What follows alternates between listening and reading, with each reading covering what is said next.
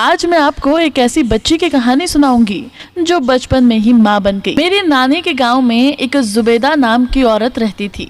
जुबेदा की 2 बेटियां थी। बड़ी बच्ची का नाम सहर और छोटी का नाम गुलशन था। इस वक्त जुबेदा की बेटी गुलशन 2 साल की थी। जुबेदा एक अनपढ़ खातून थी।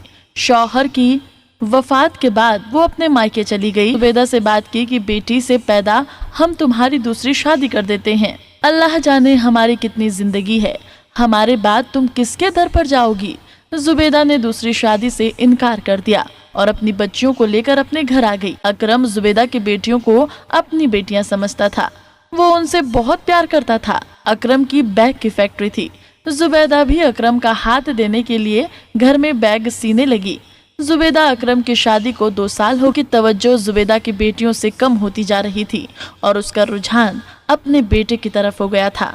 और उसका बेटा जरा सा भी रोता तो वो जुबेदा को डांटता कि ये क्यों रो रहा है। इसलिए जुबेदा का तकरीबन सारा ध्यान अपने बेटे की ही तरफ रहता। सहर तकरीबन ज्यादातर काम खुद करना शुरू हो गई। जुबेदा को 10 साल की कैद हो गई। इधर जुबेदा की बेटी सहर ने एक मुर्दा बच्चे को जन्म दिया।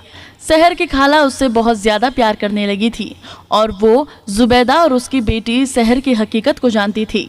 सहर की खाला जानती थी कि मेरी बहन जुबेदा बहुत तकलीफों से गुजरी है, इसलिए उसने सहर की शादी अपने बेटे के साथ कर दी और सहर आज उस घर में खुशहाल जिंदगी गुजार रही है। क्या सहर की माँ जुबेदा ने वकास को जैसी मौत दी, क्या वो इसी का हकदार था? आप कमेंट में जरूर बताइएगा।